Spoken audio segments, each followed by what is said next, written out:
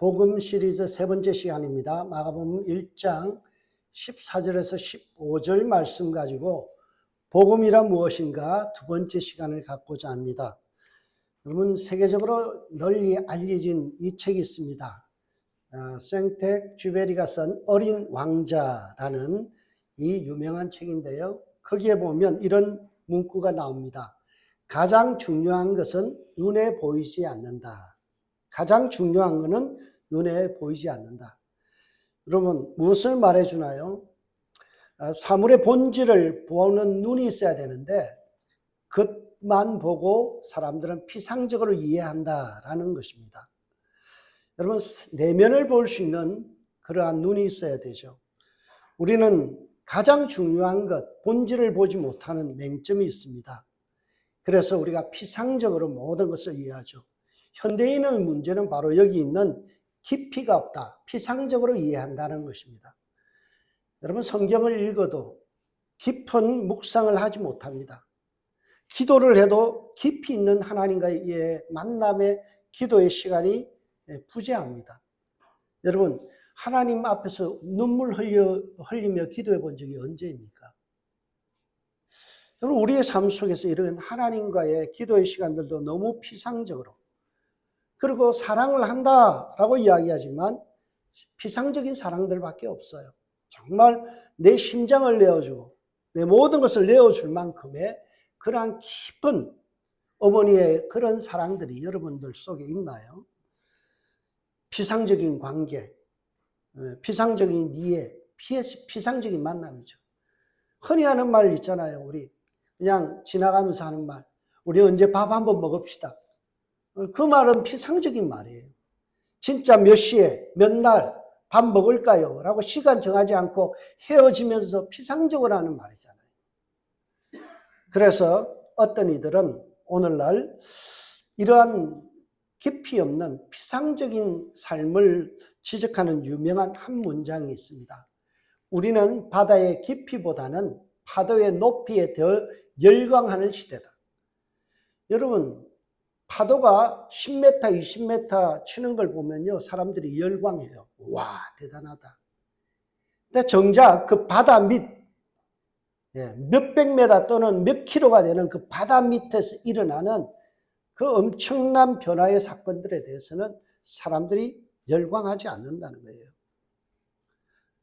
그래서 헉슬리라는 불신자지만 그가 이런 유명한 말을 남겼습니다. 피상적인 지식은 무지보다도 더 위험하다. 대충 아는 것이 굉장히 위험하다는 거예요. 수박 그달기식으로 이해하는 것은요, 매우 위험하다라는 이야기입니다. 그래서 우리 폴 틸리라는 독일의 유명한 신학자가 이런 말을 했어요. 신앙은 깊이다. 얼마나 방대한 지식을 갖고 있느냐가 아니라, 얼마나 성경에 대해서 방대한 지식을 갖고 있느냐가 아니라 얼마나 깊이 하나님과 만났느냐. 한 절의 말씀이라도 정말 깊이 깨달았느냐. 그게 신앙이라는 거예요. 여러분, 우리는 깊이를 다져가는 신앙이 되어야 됩니다. 우리의 신앙생활에서 정말 깊이가 없이 너무나 형식적인 신앙, 형식적인 예배, 너무나 피상적인 만남, 이것은 사실 불필요하고 매우 위험하다는 거예요.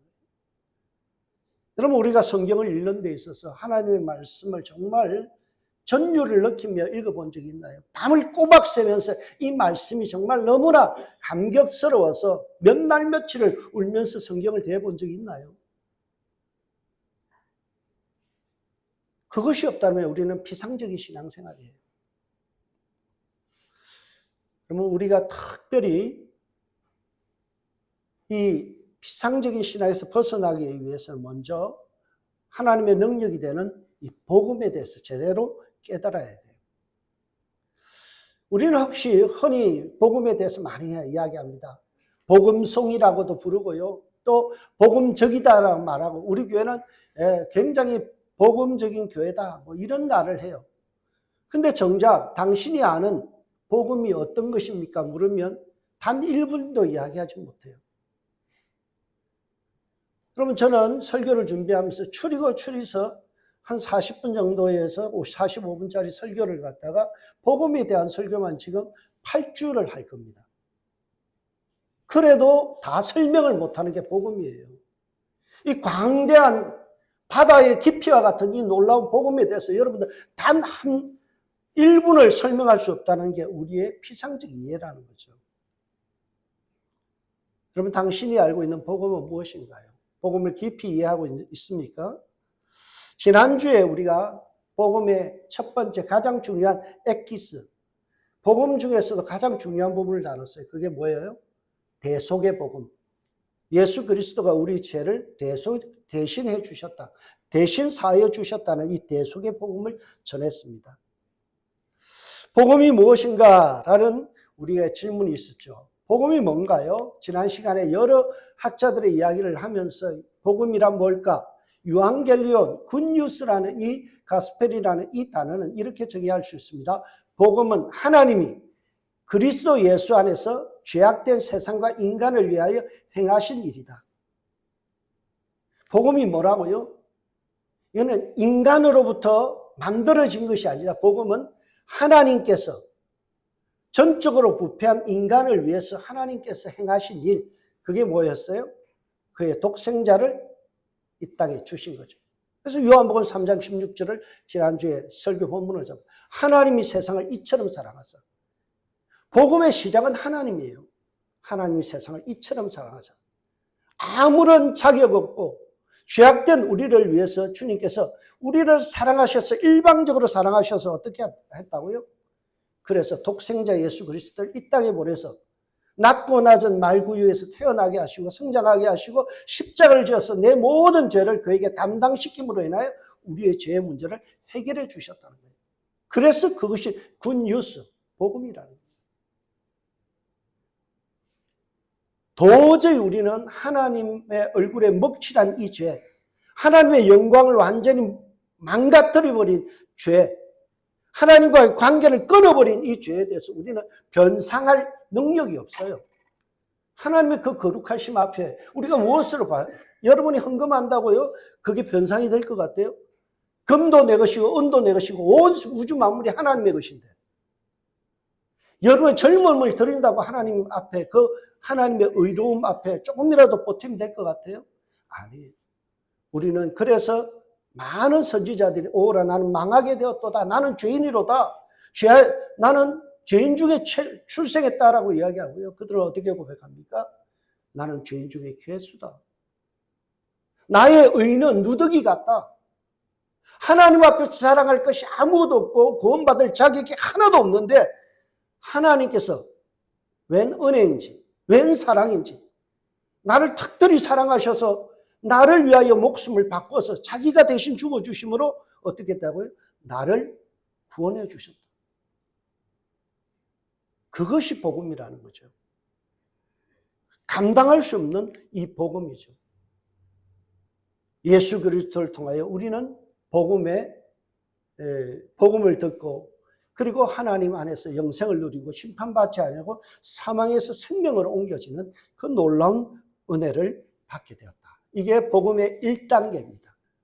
지난주에 배웠던 1단계. 그러면 복음에 대해서 좀 더 확장된 2단계의 복음에 대한 이해가 필요합니다. 그것이 무엇일까요? 복음에 대한 이해. 그것이 무엇일까요?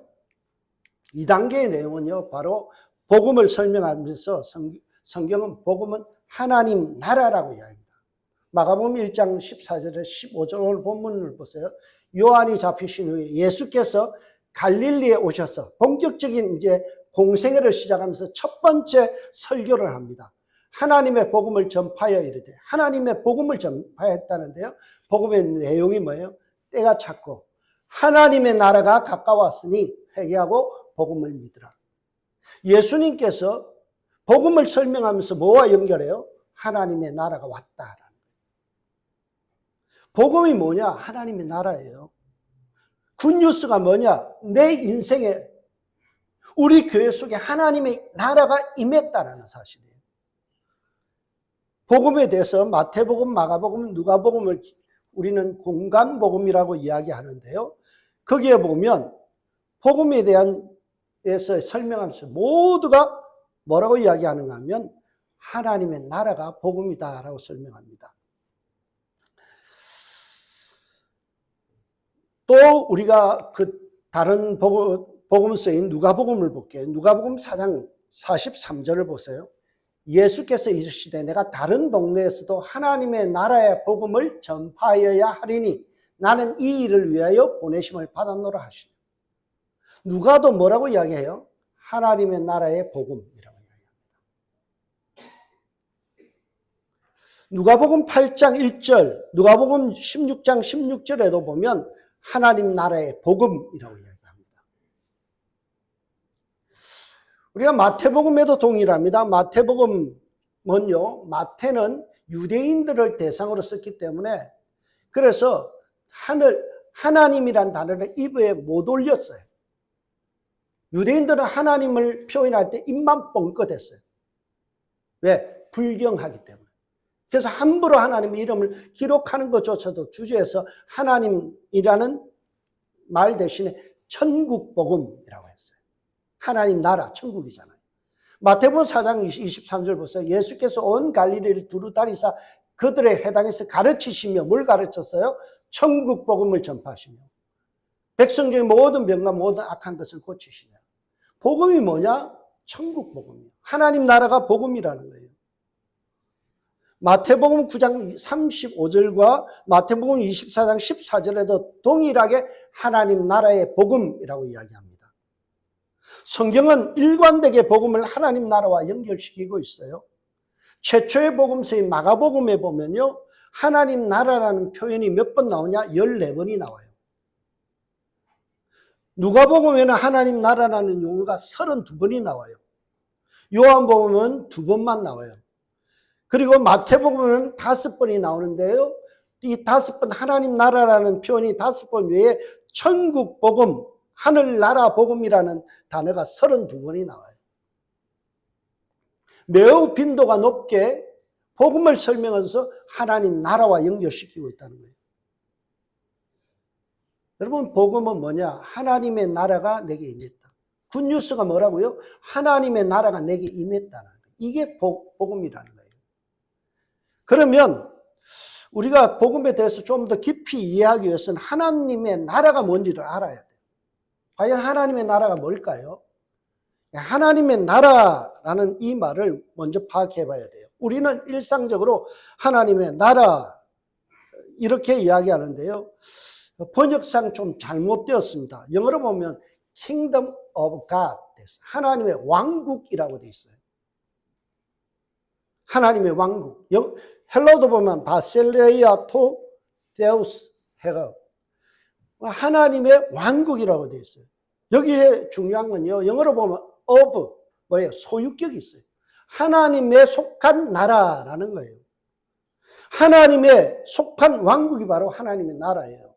하나님의 주권이 미치는 곳, 그것이 바로 하나님의 나라. 여러분, 나라의 주권이 하나님께 속해 있다는 거예요. 나의 인생의 주권이 누구에게 속했다고요? 하나님께 속했다는 거예요. 신분이 변했다는 거예요.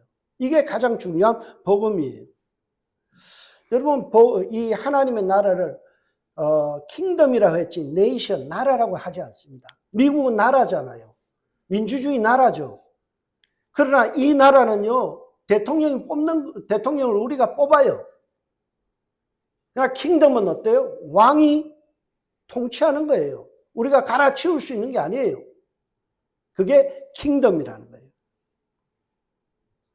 여러분, 킹덤이라는 이 왕국이 형성되기 위해서는 우리가 옛날에 초등학교 때인가 배웠죠? 나라가 만들어지기 위해서는 3요소가 있다. 첫 번째 뭐예요?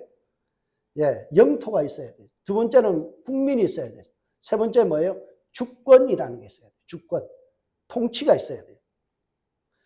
만약에 국민도 있고 그다음에 영토가 있는데 주권이 없으면 뭐예요? 이건 나라가 아니에요. 우리가 일제강점기가 그렇잖아요. 한국 백성이 있고 땅도 한반도가 있는데 통치를 누가 하고 있었어요? 일본 사람들이 했잖아요. 그러니까 대한민국이 없었잖아요. 여러분, 이것은 이렇게 이야기할 수 있죠. 대한민국의 헌법상의 나라는 어떻게 돼 있어요? 밑에 마라도에부터 시작해서 백두산까지가 우리나라의 영토로 돼 있어요. 근데 휴전선 위북은 누가 차지하고 있어요? 김정은이가 차지하고 있으니까 어때요? 통치가 안 되잖아요. 그래서 실질적으로는 어디까지만 실효적인 지배를 해요? 휴전선까지입니다. 나라의 땅이 원래 백두산까지 미쳐야 되는데, 그런데 그것이 주권이 못 미치는 것. 이게 뭐예요? 지금 이야기하는 거예요. 여러분, 이거는 우리 신앙생활에 똑같은 거예요. 하나님은 우주 만물을 창조하셨기 때문에 모든 지상의 것과 천상의 것에 뭐예요? 소유주예요. 왕이세요. 모든 것을 다스릴 수 있는 권한이 있어요. 그래서 시편 103편 19절에 뭐라고 이야기해요? 여호와께서 그의 보좌를 하늘에 세우시고 그의 왕권으로 만유를 다스리시니. 하나님은 천상과 지상 모든 것에 통치권을 가지고 있어요. 그럼 창세기 1장 1절에 보면 태초에 하나님이 천지를 창조하십니다. 창조하셨기 때문에 소유권이 누구에게 있어요? 하나님께 있는 거예요. 이 모든 주권이 하나님께 있었어요. 믿음의 조상이었던 아브라함이 창세기 14장에서 뭔 고백을 해요? 천지의 주제, 지극히 높으신 하나님. 하늘과 땅의 주인이신 하나님. 그게 하나님이세요. 원래 우주 만물과 모든 것은 하나님의 소유에 있었어요. 그래서 하나님의 소유권이 미치고 있었는데, 그러나 하나님의 통치에서 벗어나고자 한 무리들이 있었죠. 첫 번째 무리가 누구예요? 타락한 천사들이죠. 타락한 천사들이 하나님의 통치를 거부하기 시작했어요. 배신했어요. 하나님의 왕권에 도전을 했어요. 그래서 생겨난 게 뭐예요? 마귀, 사탄이에요. 베드로후서 2장 4절과 유다서 6절에 보면 또 자기 주의를 지키지 아니하고 자기 처소를 떠난 천사들을 큰 날의 심판까지 영원한 결박으로 흑암에 가두셨으니. 그게 누구예요? 마귀, 사탄인 거예요. 자기 주의를 지키지 않았대요. 그게 뭐예요? 하나님의 통치 안에 있던 그 천사들이 자기 주의를 지키지 않고 하나님 같이 되려고 있는 거예요. 하나님에 대해서 역적 모의를 한 거예요.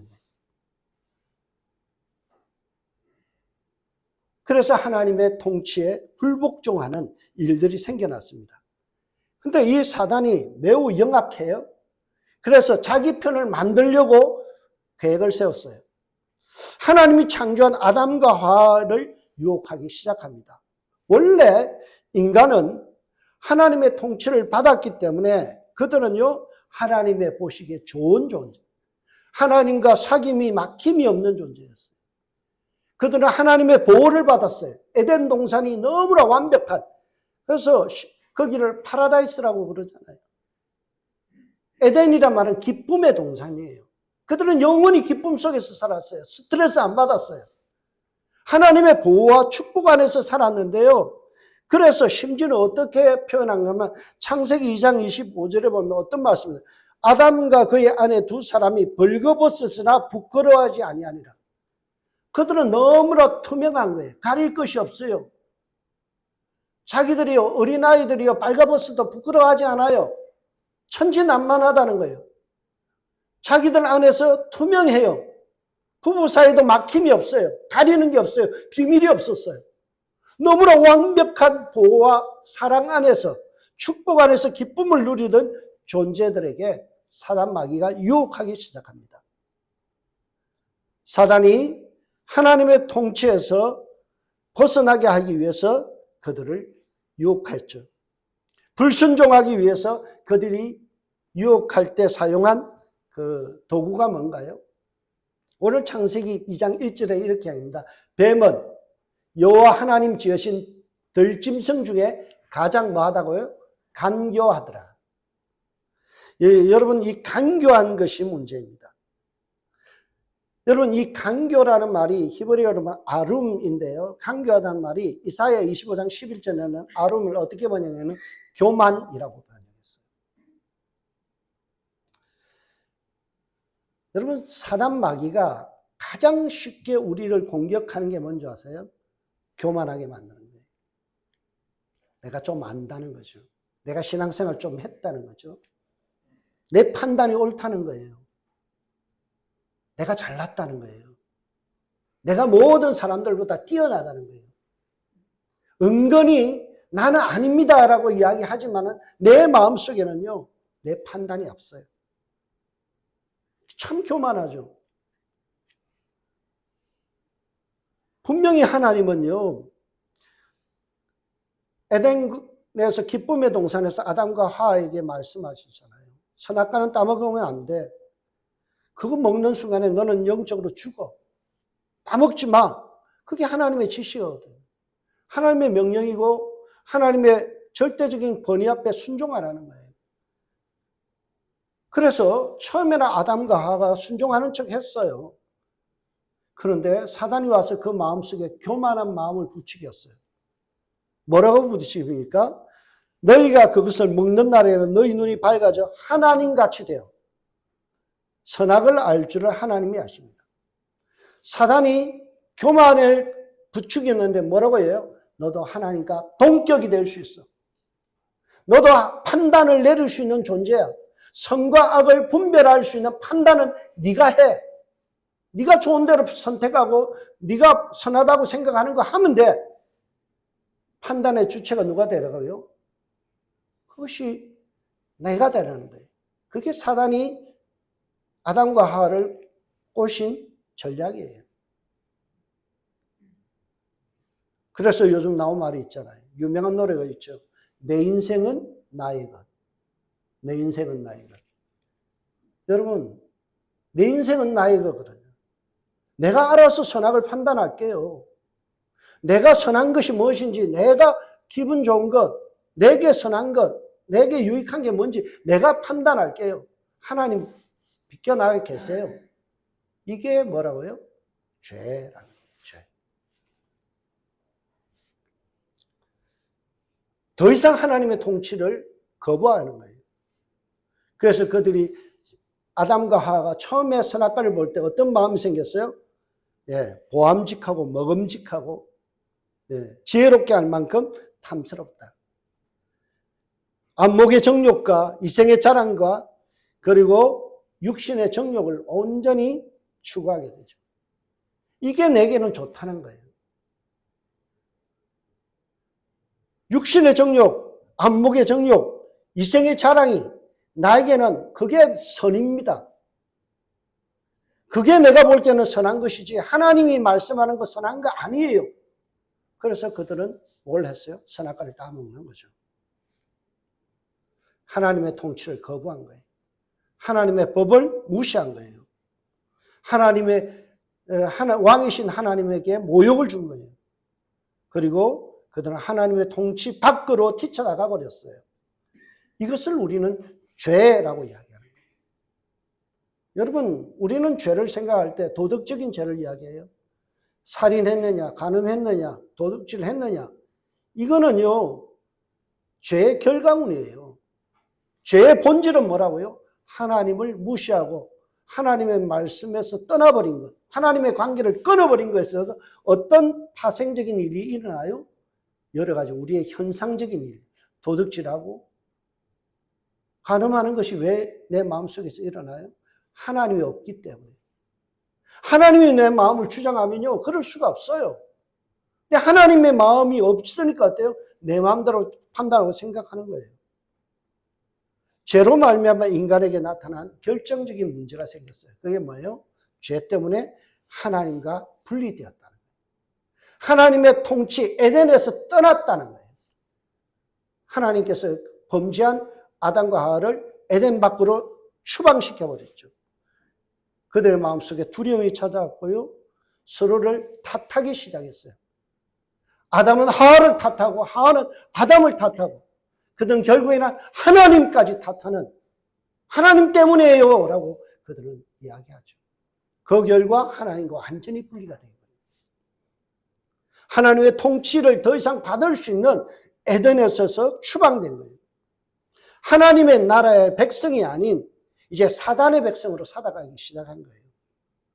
죽음과 사단이 통치하는 인간으로 전락한 거예요. 그래서 나온 책이 뭐예요? 신락원. 우리가 하나님의 에덴에서 떨어져 나갔다는 거예요. 기쁨의 동산에서 추방됐다는 거예요. 이게 인간의 가장 큰 불행이에요. 그로 말미암아 우리에게는 죽음이 왔고요. 그로 말미암아 우리는 심판을 받아야 되고 여기서 우리는 지옥 가게 된다는 거예요. 하나님의 영광스러움을 볼 수 있는 눈이 사라져 버렸고요. 하나님의 완벽한 보호를 받을 이제 어떤 축복이 사라져 버렸죠. 에베소서 2장 3절에서 이것을 뭐라고 이야기합니다. 전에는 우리도 그 가운데서 육체 가운데 욕심을 따라 지내며 육체의 마음에 원하는 것을 하여 다른 이들과 같이 본질상 진노의 자녀였다. 에덴에서 추방된 그들에게 삶에 뭐가 일어났어요? 본질상 진노의 자녀. 지옥 간다는 거예요. 하나님의 통치 안에 있는 천국 백성이 아니라 이제는 하나님의 통치 밖에 있는, 하나님의 보호하심 밖에 있는 존재로 전락했다는 거예요. 진노의 자녀. 이게 불행이죠. 그러면 우리가 한 가지 질문을 가질 수가 있어요. 그게 뭐냐? 사랑이 많으신 하나님, 사랑의 본체이신 하나님, 그거 좀 눈 감아주고, 그 모르는 체 해주고 그냥 구원해 주면 되지. 왜 하나님은 죄인을 하나님의 나라에 들어오는 것, 천국에 들어오는 것, 에덴으로 다시 돌아오는 것을 막으셨는가라는 거예요. 사랑이 많으면 그냥 받아주면 되잖아요. 근데 하나님의 본성, 성품 자체가 그럴 수 없는 거예요. 왜? 하나님은 어떤 분이라고요? 하나님은 거룩하신 분이고 공의로우신 분이에요. 여러분, 거룩과 죄는 공존할 수가 없어요. 물과 기름 같은 거예요. 거룩한 곳에 뭔가 오물이 묻는 순간 뭐예요? 그거는 거룩이 깨져버리는 거예요. 거룩이 훼손되는 거예요. 공의로우신 하나님, 죄에 대해서 반드시 심판해야 된 이 저스티스, 공의의 하나님 앞에 은근슬쩍 봐주는 일이 생기면 어떨까요? 공의로우신 하나님 자체가 성립하지 않는 거예요. 그래서 하나님은 자기의 성품상 그것을 용납할 수가 없죠. 그렇다면 이 문제를 어떻게 할 수 있느냐, 해결할 수 있는가? 만약 하나님이 원하시는 인간들이 에덴으로 돌아오고 하나님의 보호하심 속에 하나님의 통치하심으로 들어오려면 이 죄의 문제, 그리고 공의의 문제, 반드시 죄의 삭은 사망이기 때문에 이 문제를 해결해야 되는데 이 문제를 하나님께서 어떻게 해결해요? 예수 그리스도를 이 땅에 보내서 그 문제를 해결하시고, 하나님이 세상을 이처럼 사랑하사 독생자를 주셔서 이는 저를 믿는 자마다 멸망치 않고 영생을 얻게 하려 하시고, 이게 복음이에요. 예수님께서 십자가에서 나를 위하여 대신 죽어주심으로 하나님의 의를 충족시키시고 하나님의 공의를 충족시키는, 피 흘림이 없으면 죄 사함이 없거든요. 그래서 예수님께서 나의 죄 대신에 예수님 대신 십자가에서 피 흘려 죽으신 거예요. 그로 말미암아 하나님의 공의의 문제, 거룩의 문제가 해결된 거죠. 그래서 반역에 대한 하나님의 공의로운 심판인 이 십자가를 통해서 이루신 일을 고린도후서와 로마서에서 말씀합니다. 하나님이 죄를 알지도 못하니 우리를 대신하여 죄를 삼으신 것은 우리로 하여금 그 안에서 하나님의 의가 되게 하십니다. 우리는 의가 없어요. 죄인이에요. 그런데 하나님께서 예수 그리스도를 통해 우리에게 의가 되게 하시는 방법으로 선택하신 거예요. 예수님을 대신 죽는 거예요. 그의 죽으심으로 말미암아 우리는 의롭게 됐다. 로마서 3장 21절과 22절에 보세요. 이제는 율법 외에 하나님의 한 의가 나타났으니 율법과 선지자들에게 증거를 받은 것이라. 곧 예수 그리스도를 믿음으로 말미암아 모든 자에게 미치는 하나님의 의니 차별이 없느니라. 하나님의 의가 예수님을 통해 우리에게 어떻게 됐다고요? 디파짓 되는 거예요. 완전히 뱅크럽되어 있는 인생에 가장 부유하신 하나님께서 나의 통장에 의가 없는 내 통장에 예수 그리스도를 디파짓 하심으로 인해서 어때요? 의가 흘러 넘쳤다는 거예요. 그래서 당당히 이제는 우리가 어떻게 됐어요? 마귀에게 통치받던 우리가 이제는 어떻게 됐다고요? 하나님의 통치 안으로 다시 회복됐다는 거죠. 이걸 뭐라고 이야기해요? 복락원 그러잖아요. 책이 그래서 나온 거 아니에요. 복락원. 잃어버린 우리가 예수 그리스도를 말미암아 어렵지 않은 우리가 예수님 때문에 어렵게 되었어요. 이제는 신락원, 하나님의 통치와 보호를 받을 수 없던 존재가 이제는 하나님의 통치와 보호를 받는 존재로 바뀌어졌다. 이게 굿뉴스 아닙니까? 지옥 갈 수밖에 없고 영원히 형벌받아야 되고 심판받아야 될 이 죄의 원흉인 내가 하나님의 은혜로 일방적인 사랑으로 내가 이제는 마귀의 통제하에서 벗어나서 하나님의 통제 안으로 들어요. 저는 이 말씀 묵상하다가 귀순용사들 생각이 났어요. 북한에 있는 탈북자들, 그들이 한국의 땅에 오면 어떻게 해요? 나라의 보호를 받잖아요. 카진 박해를 받다가 그러다가 그들이 대한민국 땅에 도착하는 순간 어때요? 나라의 보호를 받잖아요. 집도 주고요. 정착금도 주고요. 직장도 알아봐 주고요. 많은 혜택을 누려요. 북한에서 누리지 못하는 그 혜택을 그들이 이제는 통치의 영역이 바뀜으로 인해서 완전히 달라지는 신분이 됐다는 거예요. 여러분, 그런데 이 과정에서 일어나는 놀라운 하나의 변화가 있습니다.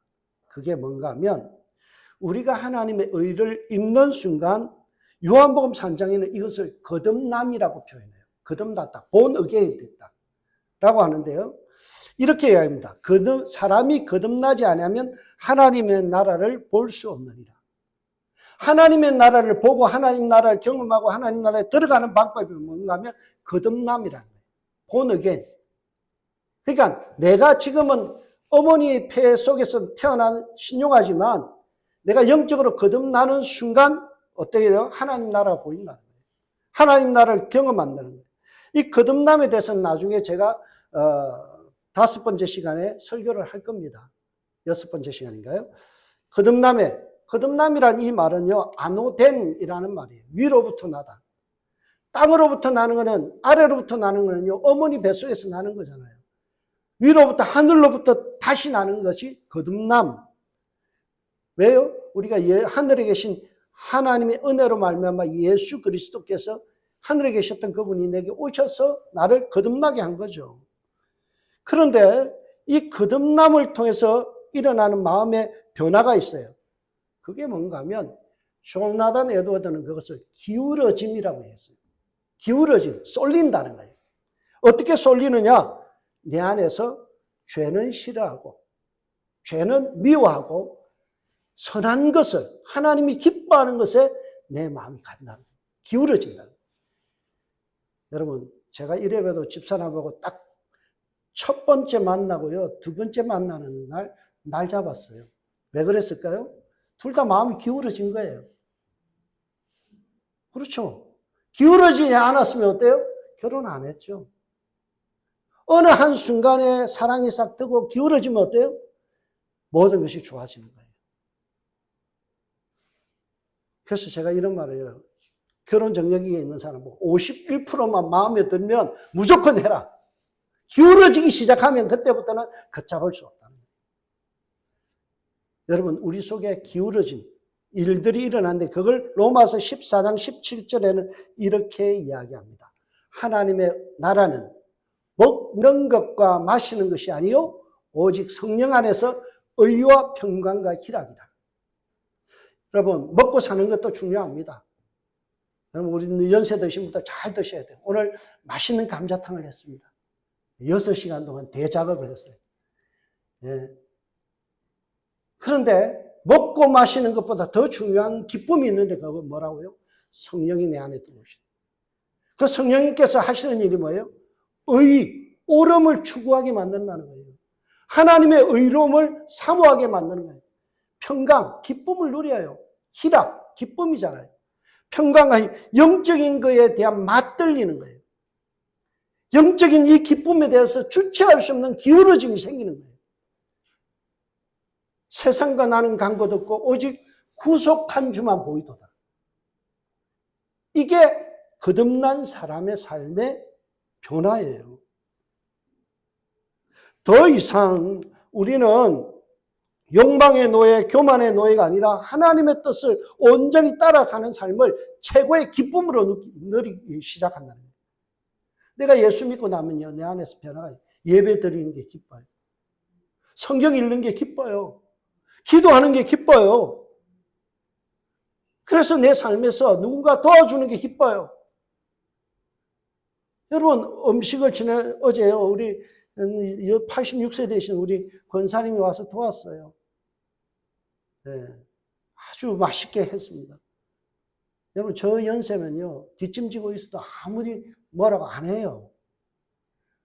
근데 오셔서요, 손수 다 했어요. 옆에 있는 우리 또 조카 권사님은요, 또 열심히 강판에 감자 갈아 와가지고요, 저 대접하고 했어요. 그게 기쁘다니까요. 성도 섬기는 게 기쁨이 되는 거예요. 내가 헌금하는 게 기뻐요. 내가 찬양하는 게 기뻐요. 누구를 위해서 중보하는 게 기뻐요. 이게 뭐라고요? 거듭난 사람의 가치관이라는 거예요. 나를 드러내고 내 잘났어. 내 교만 떨고 내가 이렇게 유명해. 내가 잘났어. 이거 잘하는 게 기쁨이 아니라 하나님이 기뻐하는 거야. 항상 기뻐하라. 이거 하나님 뜻이잖아요. 범사에 감사하라. 그게 하나님 뜻이잖아요. 그게 기쁜 거예요. 불평하는 게 아니에요. 그래서 이제는 내 사는 거 아니요. 내 안에서 그리스도께서 사신 것이다. 내 욕심대로 살아가는 게 아니라 주님의 통치하심 속에 들어가는 거예요. 그게 복음이라는 거예요. 너 예수 믿고 나서 변했어. 너 어떻게 그렇게 달라졌어? 그런 말을 듣는 게 뭐라고요?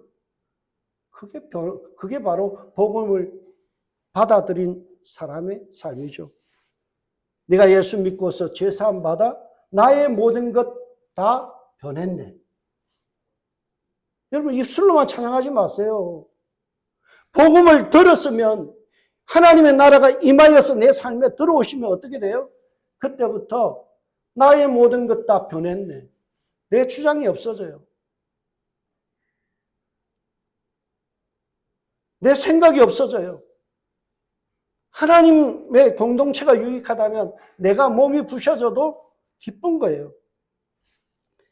이것을 갖다가 이성구 박사라는 혁신대학교 교수님이 이렇게 해요. 객관적인 복음 사건이, 예수님의 십자가 사건이 주관적으로 적용되는 사건.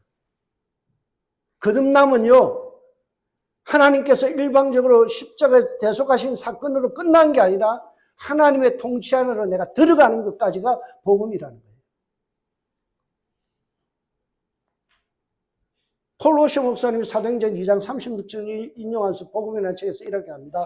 여러분 초대교회가 전한 게 뭔지 보세요. 십자가에 못 박힌 예수를 목과 그리스도로 삼으셨다고요? 주와 그리스도. 여러분 우리는요 복음하면 대속의 복음 그리스도가 나를 위하여 나를 구원해 주셨다는 것만 생각하지 주가 되셨다. My Lord. 이걸 생각을 못해요. 초대교회는 분명히 전했습니다. 그리스도 예수, 그분은 나의 죄를 용서하신 분일 뿐만이 아니라 그분이 나를 통치하신다. 주님 되신다. 주인 되신다. 여러분 인생의 주인은 누군가요? 자식인가요? 돈인가요? 여러분 그게 아니라는 거예요. 왕이신 하나님. 놀라운 그 이름. 우리 찬양했잖아요. 그분이 나의 인생의 주인 되신다. 그래서 성경은 뭐라고 이야기해요? 우리에게 뭘로 갑니까? 너희 몸을 하나님이 기뻐하시는 거룩한 산제사로 드리라. 이는 너희가 드릴 영적 예배니라. 영적이란 말이 보면 합당한 예배니라. 우리의 합당한 예배 생활이 뭐라고요? 우리의 삶의 인생의 주인 되신 주님이 나를 통치하는 삶. 내 기분이나 내 생각이나 내 감정이 중요한 게 아니라 주님이 사랑하라 하면 사랑하는 거예요. 덮어놓고 사랑하는 거예요. 하나님이 사랑하라 했잖아요. 용서하라 했잖아요. 그러면 용서하는 거예요.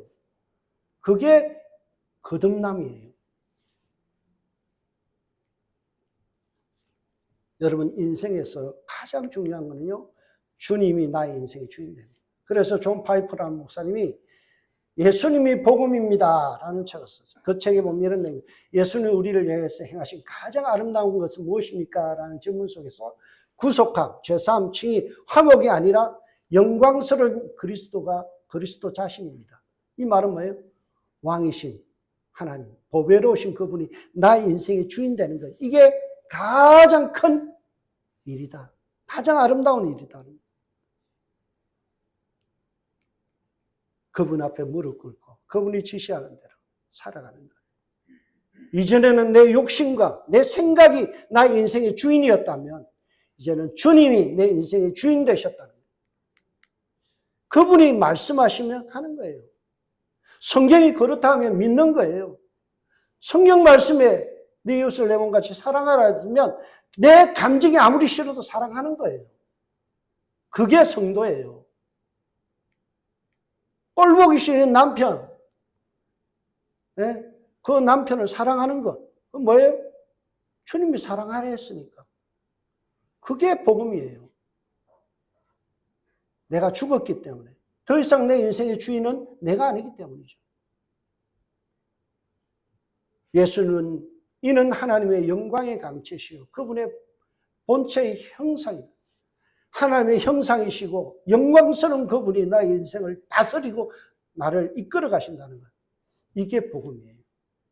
여러분 더 이상 사단의 노예가 아닙니다. 여러분의 통치, 여러분의 다스리실 분은 만왕의 왕이시고 영광스러운 그분이 영광스럽게 나를 보호하시고 나를 통치하신다. 이 복음 앞에 여러분들이 적극적으로 반응함으로써 여러분이 복음적인 삶, 복음적인 신앙 되시길 주의 이름으로 축복합니다. 기도하겠습니다. 하나님 감사합니다. 이 귀한 복음 앞에 우리는 가슴을 열며 정말 눈물을 흘리며 주님 앞에 반응하기를 원합니다. 하나님 더 이상 우리가 예수님의 대속의 사건만을 복음으로 여기지 아니하고 하나님 나라의 복음을 받아들이고 우리가 에덴에서 쫓겨났던 우리 존재가 이제는 다시 천국으로 돌아가는 에덴으로 돌아가는 귀한 축복을 누렸으니 감사합니다. 하나님 이 복음 앞에서 감사하며 감격하는 한 주간 되게 하여 주옵소서. 감사하고 예수님의 이름으로 기도합니다. 아멘. 찬송가 430장입니다.